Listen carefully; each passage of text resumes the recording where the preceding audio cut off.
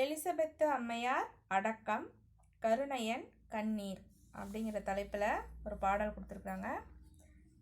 Elizabeth அம்மையார் அடக்கம் பண்ணுறப்ப கருணையன் கண்ணீர் சிந்துறாரு. அதை வச்சு நம்மளுக்கு அந்த பாடல் கொடுத்துருக்காங்க. பூக்கையை குவித்து பூவே புரிவொடு காக்கென்று அப்பூஞ்சேக்கையை பரப்பி இங்கன் திருந்திய அறத்தை யாவும் யாக்கையை பிணித்தென்று ஆக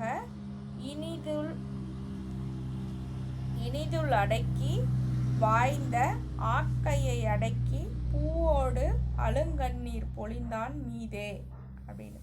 இப்போ புலிக்குள்ள மலர் படுக்கையை அப்படியே மலர்களை தூவி மலரைய படுக்கை மாதிரி செஞ்சு தன்னோட பூ போன்ற கையை குவித்து, பூக்கையை குவித்து அப்படின்னு சொன்னால் தன்னோட பூ போன்ற கையை குவித்து, யார் அப்படி குவிக்கிறாங்க அப்படின்னா கருணையன்.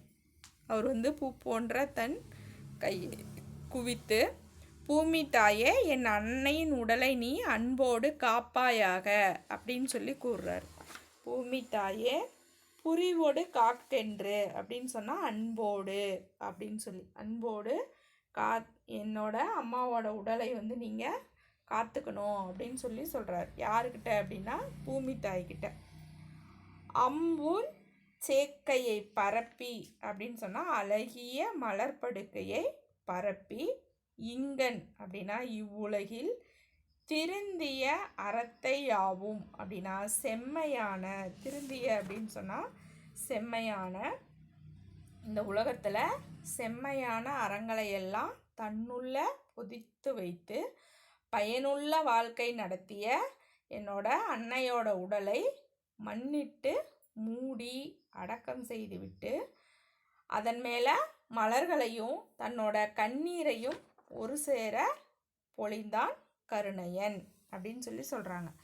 இனிதினுள் அடக்கி வாய்ந்த ஆக்கையை அடக்கி பூவோடு அழுங்கநீர் பொழிந்தான் மீதே அப்படின்னு.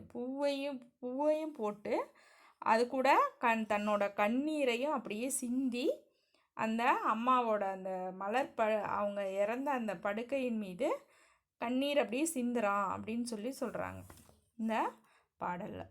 பூக்கையை குவித்து பூவே புரிவொடு காக்கென்று அம்பூன் சேக்கையை பரப்பி இங்கன் திருந்திய அறத்தை யாவும் யாக்கையை பிணித்தென்று ஆக இனிதினுள் அடக்கி வாய்ந்த ஆக்கையை அடக்கி பூவோடு அழுங்கண்ணீர் பொழிந்தான் மீதே. அப்படியே கருணையன் பூவோட தன்னோட கண்ணீரையும் சேர்த்து அப்படியே பொழியிறான் அப்படின்னு சொல்லி சொல்கிறாங்க. புரிவோடு அப்படின்னா அன்போடு, சேக்கை அப்படின்னு சொன்னால் அழகிய மலர்படுக்கை, இங்கன் அப்படின்னா இந்த உலகத்தில், திருந்திய அப்படின்னா செம்மையான, யாக்கை அப்படின்னா உடல், பிணித்தென்று அப்படின்னா அப்படியே கட்டி அப்படின்னு அர்த்தம், கட்டி பிடித்து கட்டி அப்படின்னு, வாய்ந்த அப்படின்னா பயனுள்ள அப்படின்னு அந்த பொருள் எல்லாம் அப்படியே படித்து பாருங்கள்.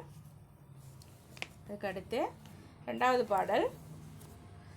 வாய்மணியாக கூறும் வாய்மையே மழைநீராகி தாய்மணியாக மார்பில் தயங்கியுள் குளிர வாழ்ந்தேன், தூய்மணியாக தூவும் துளியிலது இளங்கூழ் வாடி காய்மணியாகும் முன்னர் காய்ந்தென காய்ந்தேன் அந்தோ அப்படின்னு சொல்லி அப்படியே பாடுறாங்க. அந்தோ அப்படிங்கிறதுலாம் ஒரு இறப்பு செய்தியை துக்கத்தில் சொல்கிற மாதிரி சொல்கிறது தான் அந்தோ அப்படிங்கிற வார்த்தை. அப்போ என்னன்னு சொல்கிறாரு அப்படின்னா, வாய்மணியாக கூறும் வாய்மையே மழைநீராகி அப்படின்னு சொன்னால் அவங்க அம்மா சொல்கிற அந்த உண்மையான வார்த்தைகளையே இவங்க என்ன செய்கிறாங்க, மழைநீர் மாதிரி உட்கொண்டு, இப்போ நெல்லம்பயிரை உண்மையாக சொல்கிறாங்க. அவங்க அம்மா சொல்கிற அந்த வார்த்தைகளையே மழைநீராக உட்கொண்டு, வாய்மணியாக கூறும் வாய்மையே மழைநீராகி அப்படின்னா அவங்க அம்மா சொல்கிற வார்த்தையே மழைநீராக உட்கொண்டு, அடுத்து அத்தாயின் மார்பில் ஒரு மணி மாலை என அசைந்து அழகுற வாழ்ந்தேன். அந்த தாயோட மார்பில் இருக்கிற மணி மாலை மாதிரி நான் அவங்களோட அழகுற வாழ்ந்துக்கிட்டு இருந்தேன். ஐயோ, இளம்பயிர் வளர்ந்து முதிர்ந்து நெல்மணிகளை காணும் முன்னே தூய மணி போன்ற தூவும் மலைத்துளி இல்லாமல் வாடி காய்ந்து விட்டதைப் போல நானும் இப்போது என் தாயை இழந்து வாடுகிறேன் அப்படின்னு சொல்கிறார்.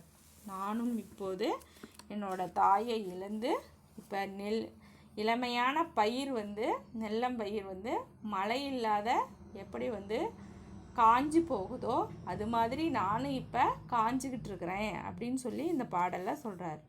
வாய்மணியாக கூறும் வாய்மையே மழைநீராகி தாய்மணியாக மார்பில் தயங்கியுள் குளிர வாழ்ந்தேன். அம்மா சொல்கிற அந்த உண்மையான வார்த்தைகளையே மழைநீர் மாதிரி நான் உட்கொண்டு அவங்களோட மார்பில் தொங்கும் தூய மணி மாதிரி நான் குளிர்ந்து வாழ்ந்துக்கிட்டு இருந்தேன்.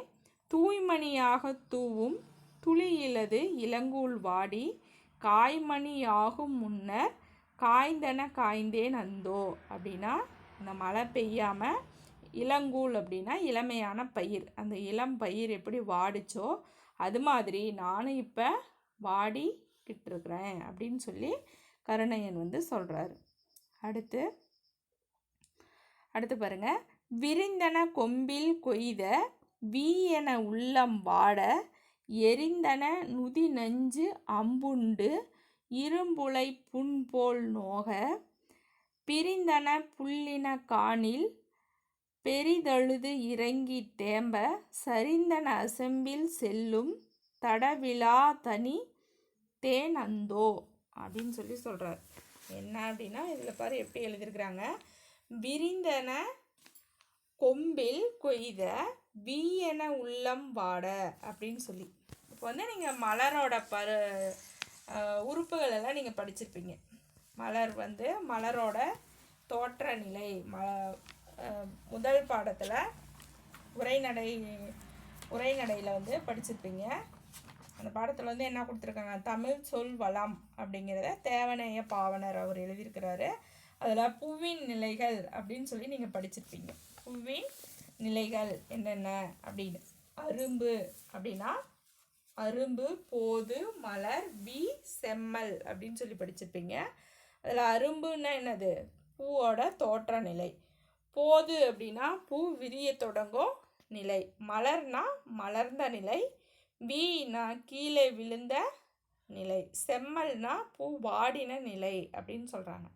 அப்போ இவர் என்னன்னு சொல்லியிருக்கிறாரு, அந்த வீயென உள்ளம் வாட அப்படின்னு சொல்லியிருக்கிறாரு. அந்த மலர் அப்படியே பூவில் அரும்பாக இருந்து போதா அது விரிய தொடங்கி பூ மலர்ந்திருந்து அது கீழே விழுந்துருச்சு. அது மாதிரி என்னோட உள்ளம் வாடுது அப்படின்னு சொல்லி இவர் கவிதை எழுதியிருக்கிறாங்க.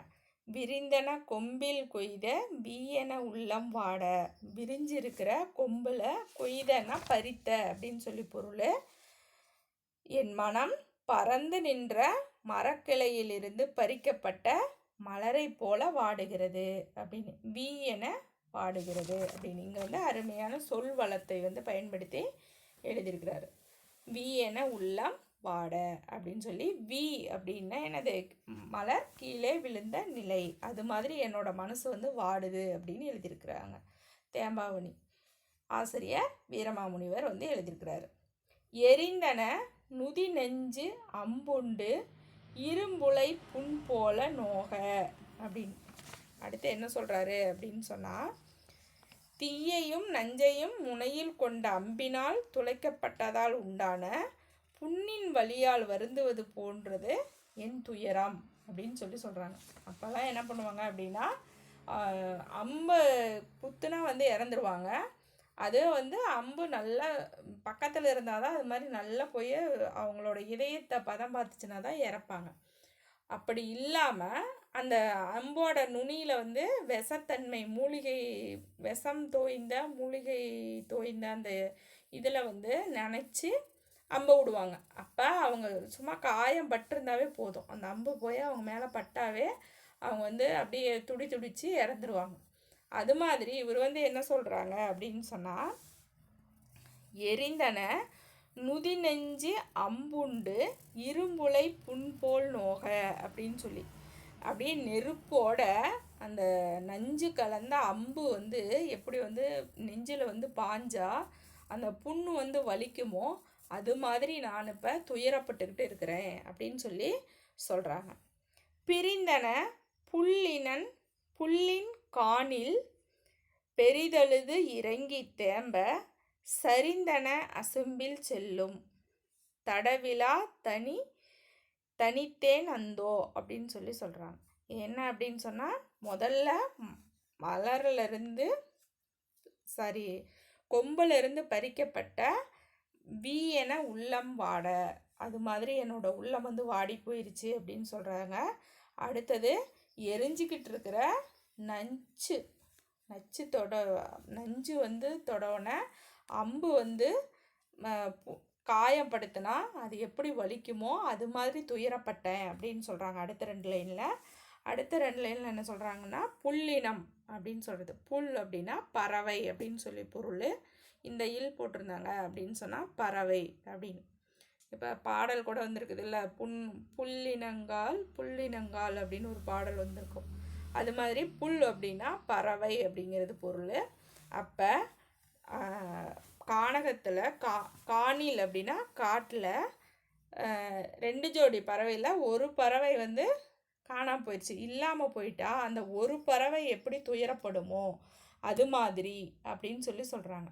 அந்த 2 பறவைகள், ஆண் பறவை பெண் பறவை, அது 2ம் சேர்ந்து தான் அது வந்து அது இன விருத்திக்காக அது கூடு கட்டி ஒன்று வந்து அந்த கூட்டை வந்து பார்த்துக்கும், இன்னொன்று வந்து இறத்தேட போயிடும். இன்னொரு பறவை வந்து இறத்தேட போயிடுச்சுன்னா இன்னொரு பறவை அதை பார்த்துக்கிட்டு இருக்கோம். அது மாதிரி 2 பறவைகளும் சேர்ந்து தான் வந்து வாழும். அப்படி இருக்கும்போது கானகத்தில் அந்த காட்டில் ஒரு பறவை வந்து இல்லாமல் ஒரு பறவை எவ்வாறு துயரமடையுதோ அது மாதிரி நான் துயரப்பட்டுக்கிட்டு இருக்கிறேன் அப்படின்னு சொல்லி கருணையன் வந்து சொல்கிறார். சரிந்தன அசம்பில் செல்லும் தடவிலா தனித்தேன் அந்தோ அப்படின்னு சொல்லி, சரிந்தன அப்படின்னா வழுக்கு நிறத்தில், அசும்பு அப்படின்னா அசும்பில் அப்படின்னு சொல்கிறாங்க, அசும்பு அப்படின்னா வானம், நிலம், அசும்பு அப்படிங்கிறது நிலம். நிலத்தில் வழுக்கு நிலத்தில் வழுக்கிட்டு போனால் பற்றுதலுக்கு இடம் இல்லாமல் வழுக்கு நிலமாக இருக்குது, அதில் வச்சு கால் வச்சு போகவே முடியல, அதில் எப்படி வந்து போகிறாங்களோ அது மாதிரி நான் தனியே விடப்பட்டு வழி இல்லாமல் தவிப்பவன் ஆயினே அப்படின்னு சொல்லி சொல்கிறாங்க இந்த பேராகிராஃபில்.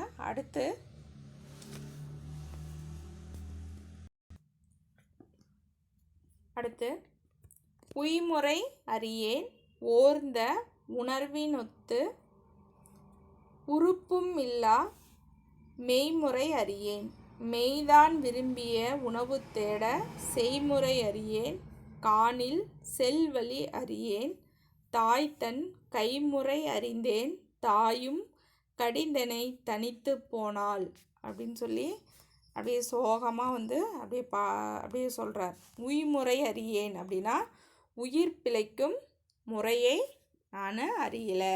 உய்முறை அறியேன் அப்படின்னா உயிர் எப்படி வாழ்கிறது அப்படிங்கிற அந்த வழி வந்து எனக்கு தெரியல. ஓர்ந்த உணர்வினொத்து உறுப்பும் இல்லா மெய்முறை அறியேன் அப்படின்னு சொல்கிறாங்க. இப்போ நினைத்து கண்ட அறிவினனுக்கு பொருத்தமாக அப்படின்னு சொன்னால், இப்போ ஒரு சிங்கம் வருது அப்படின்னு சொன்னால் அதை பார்த்த உடனே கண் என்ன செய்யுது, சிங்கம் வந்துருச்சு அப்படின்னு கண் பார்த்து மனசுக்கிட்ட சொல்லும், உடனே ஓட ஆரம்பிப்பான். அது மாதிரி இல்லாமல் அந்த உறுப்புகள் கூட அவங்கக்கிட்ட என்ன செஞ்சுது, அவங்க அம்மா வந்து இப்போ சிங்கம் வருதுடா நீ ஓடு அப்படின்னு சொன்னால் தான் ஓடுவாங்க. அது மாதிரி அந்த தாய் சொன்ன வழியிலேயே நடந்ததுனால அவங்க வந்து எப்படி இருக்கிறாங்க அப்படின்னா, நினைத்து கண்ட அறிவினுக்கு பொருந்தியவாறு உறுப்புகள் இயங்குதல் இல்லாத இந்த உடலின் தன்மையை அறியேன் அப்படின்னு சொல்கிறார். இந்த உடலோட தன்மையை நான் அறியேன், நான் எப்படி வந்து இந்த இதெல்லாம் தெரிஞ்சுக்குவேன் அப்படின்னு சொல்கிறாங்க. மெய்முறை அறியேன் அப்படின்னா உடலோட தன்மையை நான் அறியேன். மெய்தான் விரும்பிய உணவு தேட செய்முறை அறியேன் அப்படின்னு. இப்போ மனிதன் இருந்தால் வயிறு இருக்குது, வயிறு இருந்தால் வயிறு பசிக்கும். அப்போ அந்த அந்த விரும்பிய உணவை தேடி கொணரும் வழிவகைகளை அறியேன். தான் விரும்பிய உணவை தேடி கொண்டுகிட்டு வர வழிமுறைகளையும் எனக்கு தெரியாது, அதுவும் எனக்கு தெரியாது அப்படின்னு சொல்கிறார். அப்புறம் காட்டில் செல்வதற்கான வழிகளையும் அறியேன். நான் காட்டில் செல்கிறதுக்காக வழியும் எனக்கு தெரியாது. காணில் செல்வழி அறியேன் அப்படின்னா, கான் அப்படின்னா காடு, காட்டில் செல்கிறதுக்கு எனக்கு வழியும் தெரியாது. அடுத்தது தாய் தன் கைமுறை அறிவேன் அப்படின்னு சொல்கிறாரு. தாய் தன் கைமுறை அறிந்தேன் அப்படின்னு சொல்கிறாரு. அப்போ தன் தாயே கையால் காட்டிய அந்த வழிமுறைகளை நான் செஞ்சிகிட்டு இருந்தேன். இங்கே போப்பா, இங்கே போ, இந்த பழங்கள் எல்லாம் பறிச்சிட்டு வா, இங்கே வா, இப்படி இரு அப்படின்னு சொன்ன அந்த தாயோட கைமுறைகளை மட்டும்தான் நான் அறிஞ்சிருந்தேன். அந்த தாயும் என்னை என்ன பண்ணாங்க, தவிக்க விட்டுட்டு என் தாய் மட்டும் தனியாக போயிட்டாங்களே அப்படின்னு சொல்லி அப்படியே ஓன்னு அந்த கருணையன் அலறார். தாயும் கடிந்தனை தனித்து போனாள் அப்படின்னா, கடிந்தனை அப்படின்னா விலக்கி, கடிந்து அப்படின்னு சொன்னால் விலக்கி அப்படின்னு. கடிந்தனை தனித்து போனாள், அந்த தாயை என்னை தனியாக விட்டுட்டு போயிட்டாளே அப்படின்னு சொல்கிறார். உயிர்முறை அறியேன், உயிர் பிழைக்கும் முறையையும் எனக்கு தெரியாது. ஓர்ந்த உணர்வினொத்து உறுப்பு இலா மெய்முறை அறியேன் அப்படின்னு. நினைத்து கண்ட அறிவுக்கு பொருத்தமாக நடக்கிற உறுப்புகளும் என்கிட்ட இல்லாமல் போயிடுச்சு அப்படின்னு சொல்கிறாரு. மெய்தான் விரும்பிய உணவு தேட செய்முறை அறியேன் அப்படின்னு சொல்கிறாரு. மெய்னா உடம்பு விரும்பிய உணவை சாப்பிட்றதுக்கு அந்த செய்முறை எனக்கு தெரியாது அப்படின்னு சொல்கிறாரு. தாய் தன் கைமுறை அறிந்தேன், தாயோட கைமுறை மட்டும்தான் எனக்கு தெரியும், வேறு எதுவுமே தெரியாது. அப்படிப்பட்ட தாயும் கடிந்தனை தனித்து போனால், என்னை விலக்கிட்டு தனியாக விட்டுட்டு இறந்து போயிட்டாளே அப்படின்னு அலறாரு. அதுக்கு அடுத்தது தான் மனப்பாட செயலாக கொடுத்துருக்காங்க நம்மளுக்கு.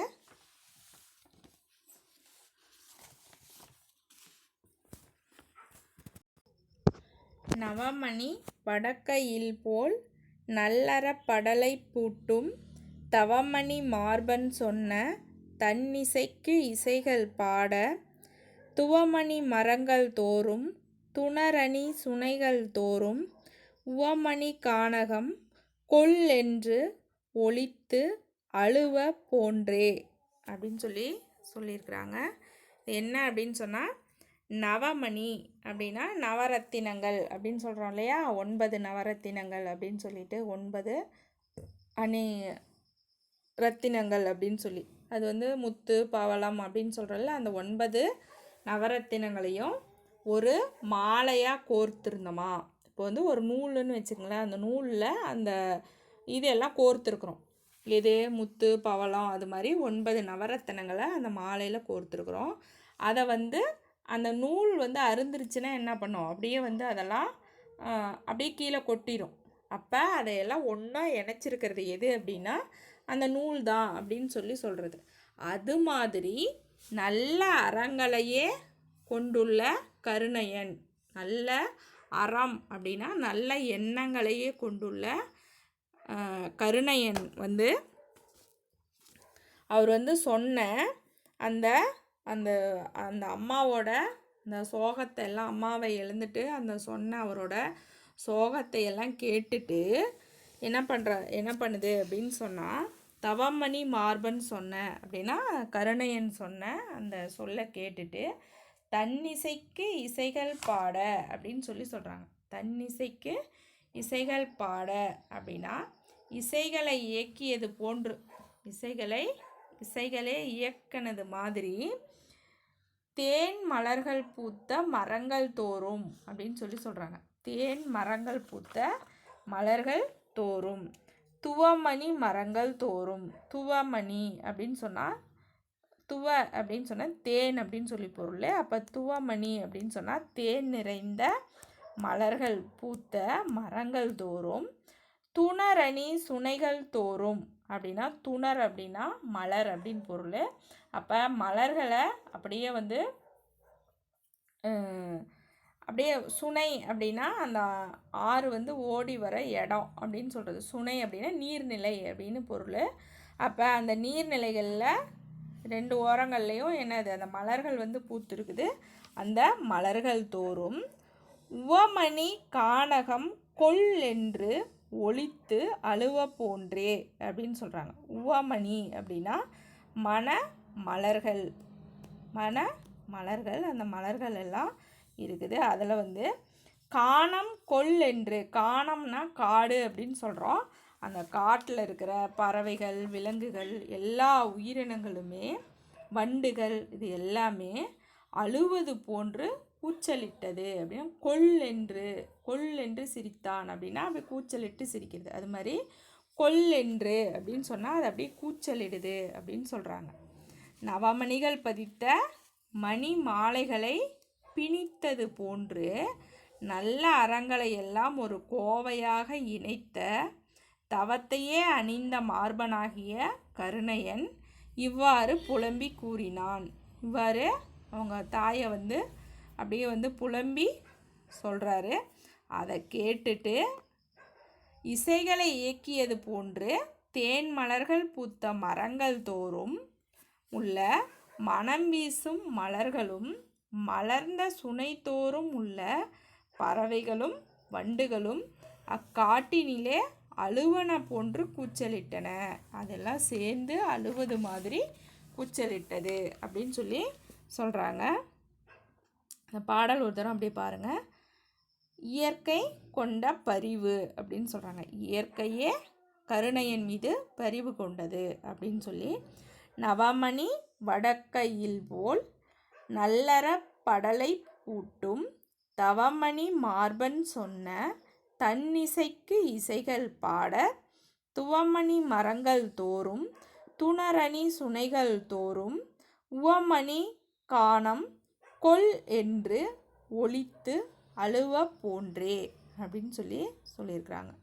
நவமணி வடக்கையில் போல் நல்லறப்படலை பூட்டும் தவமணி மார்பன் சொன்ன, தவமணி மார்பன் தவத்தையே நல்ல அறங்களையே உடைய அந்த மார்பன் சொன்ன, மார்பன்னா கருணையன் சொன்ன அந்த தன்னிசைக்கு இசைகள் பாட, அதனோட இசைக்கு அந்த இசைகள் சேர்ந்து பாட துவமணி மரங்கள் தோறும் தேன் மலர்கள் நிறைந்த மரங்கள் தோறும் துணரணி சுனைகள் தோறும் மலர்கள் மலர்கள் வாசம் வீசும் மலர்கள் வந்து நிறைந்திருக்கிற சுனைகள் தோறும் உவமணி கானம் கொல் என்று ஒளித்து அழுவ போன்றே கானகத்தில் இருக்கிற பறவைகள் வண்டுகள் இது எல்லாம் கூச்சலிட்டு அழுதது.